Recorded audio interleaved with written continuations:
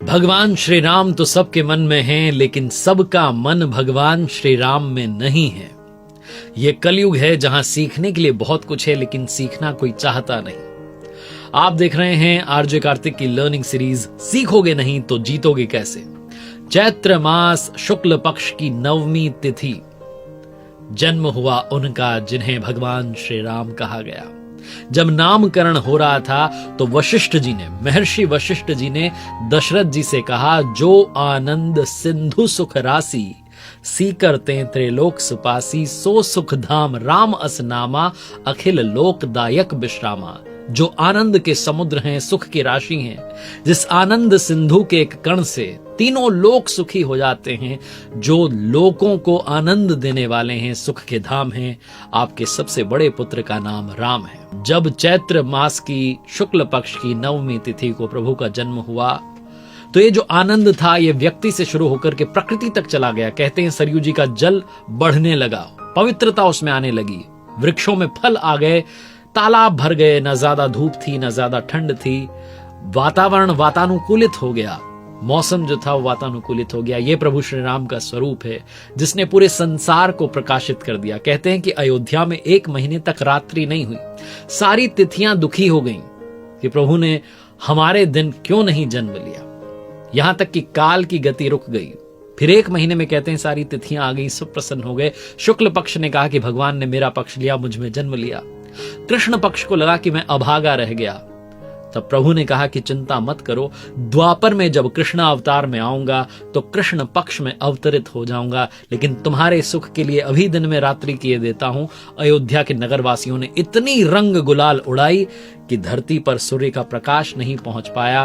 और गोस्वामी तुलसीदास जी लिखते हैं, उड़ई अबीर मनहु अरुनारी, अवधि पुरी सोई एहि भांति, प्रभु ही मिलन आई जनुराती। भगवान जब आए तो इतना आनंद आया कि रात्रि भी उसमें सम्मिलित हो गई। भगवान श्री राम जिनके जीवन को बहुत विस्तार से समझनी है तो पढ़िए गोस्वामी तुलसीदास जी की श्री रामचरितमानस। लेकिन आज के इस वीडियो में वो 5 बड़ी बातें, सीखने को अनंत बातें हैं, लेकिन 5 बड़ी बातें जो हमें सीखनी चाहिए और अपने जीवन में उतारनी चाहिए। आइए शुरू करते हैं 5 learnings from Lord Shri Rama. सर्वप्रथम सीखने वाली जो बात है वो ये है कि अपने दिमाग को शांत रखना शुरू कीजिए। विपरीत परिस्थिति में अशांत मत हो जाइए।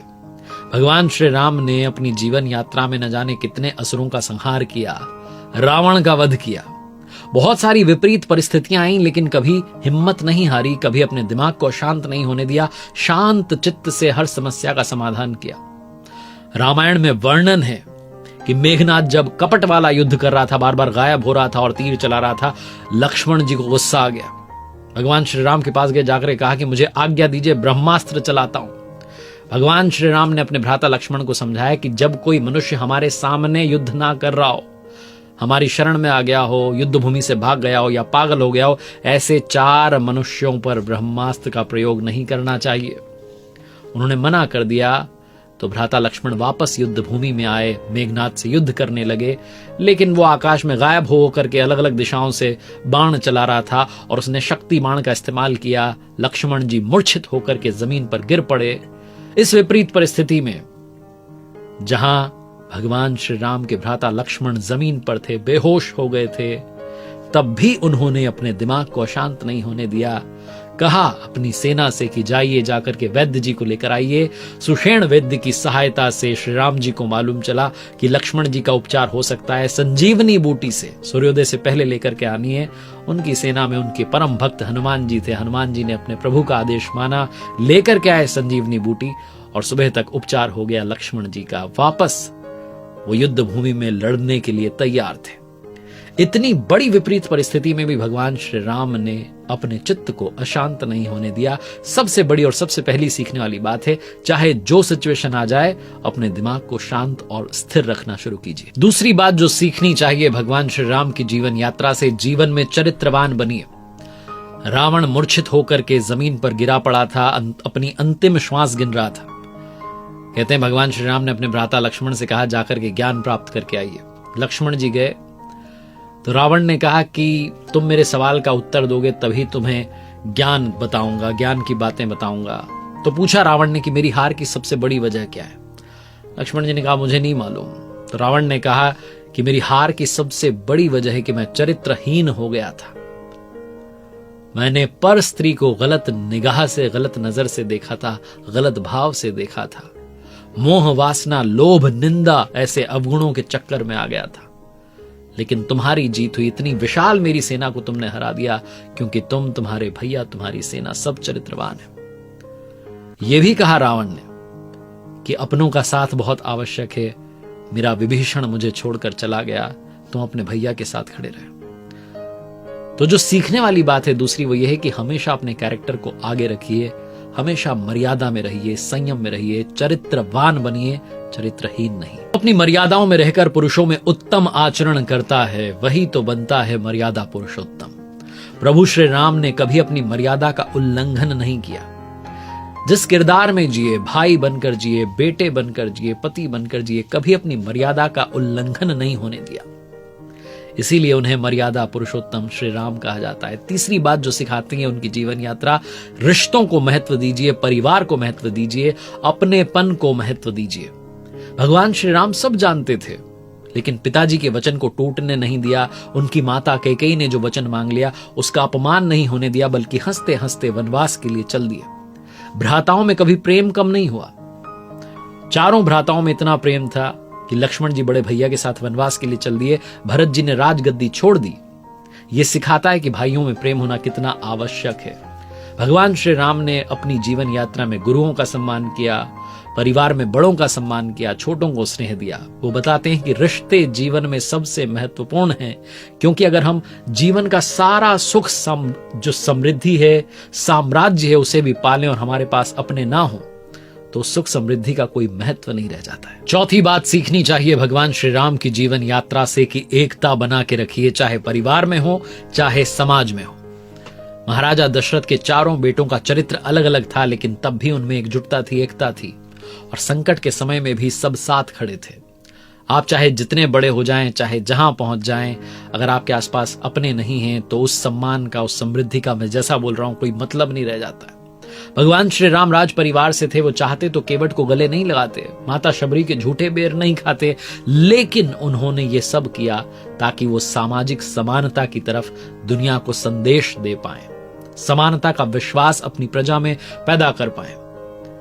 जब लंका पर चढ़ाई करनी थी तो उन्होंने वानरों की सेना को भी अपने साथ में लिया, सबको संगठित किया, सबको एकजुट रखा और तब जाकर के लंका पर जीत हासिल की। उनकी जीवन यात्रा सिखाती है एकता बनाए रखिए, बिखरिए मत, छोटी छोटी बातों को लेकर के झगड़ना बंद कीजिए। और अंतिम बात, सीखने के लिए तो अनंत बातें हैं, लेकिन 5 लर्निंग्स में जो लर्निंग नंबर 5 है वो सिखाती है कि हमेशा विनम्र बने रहिए, शांत बने रहिए। भगवान श्री राम लंका तक जाने के लिए बड़ी प्रार्थना करते हैं समुद्र देव से, लेकिन वो प्रसन्न नहीं होते। अंत में थोड़ा सा उन्हें क्रोध आता है, समुद्र देव दर्शन देते हैं और फिर जो है रास्ता जो है वो आसान बना देते हैं। लेकिन अपनी विनम्रता को भगवान श्री राम नहीं छोड़ते। उनके भ्राता उन्हें कहते हैं कि भैया अभी आसान कर देते हैं रास्ता, लेकिन वो कहते हैं नहीं, हमें प्रार्थना करनी चाहिए। समुद्र देव की तपस्या करते हैं। रावण का भाई विभीषण जब प्रभु श्री राम की शरण में आता है तो उस पर संशय नहीं करते हैं, बल्कि खुले दिल से उसका स्वागत करते हैं। जब बात आती है लंका में रावण के वध के बाद अगला राजा कौन होगा, तो खुशी खुशी विभीषण को वो सिंहासन सौंप करके आ जाते हैं। यहां तक कि भगवान श्री राम ने रावण को भी कई अवसर दिए कि वो संभल जाए, सीख जाए, सही रास्ते पर आ जाए। वो तो रावण आने को तैयार नहीं था, इसलिए उसका वध करना पड़ा। प्रभु श्री राम की जीवन यात्रा सिखाती है कि जीवन में विनम्रता का साथ मत छोड़िए। जब तक आप विनम्र रहेंगे तब तक जीवन में खुशियां, जीवन में अच्छे पल आपके आसपास ही रहेंगे। जैसा मैंने कहा कि सीखने के लिए अनंत बातें हैं, लेकिन कुछ और बातें जो बड़ी काम की हैं। भगवान श्री राम सिखाते हैं कि आगे बढ़ने के लिए दृढ़ संकल्प काफी है। इसके बाद में फिर कमी चाहे जिस चीज की हो, सब पूरी हो जाती है। चाहे सेना की कमी हो, चाहे संसाधनों की कमी हो। एक युवा मन ने जब वन गमन का फैसला स्वीकार किया तो फिर विचलित नहीं हुए। उस समय जो रो रहे थे उनके परिवारजन, उनको भी कहा कि संयम बनाए रखिए, साहस बनाए रखिए, वापसी अवश्य करूंगा।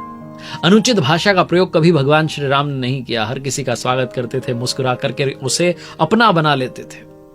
कभी उन्होंने ये याद नहीं रखा कि किसने मेरे साथ क्या व्यवहार किया, बदले में उन्होंने सबके साथ अच्छा ही व्यवहार किया। और कभी अपनी महानता के बारे में नहीं सोचा, ना इसका एहसास कराया।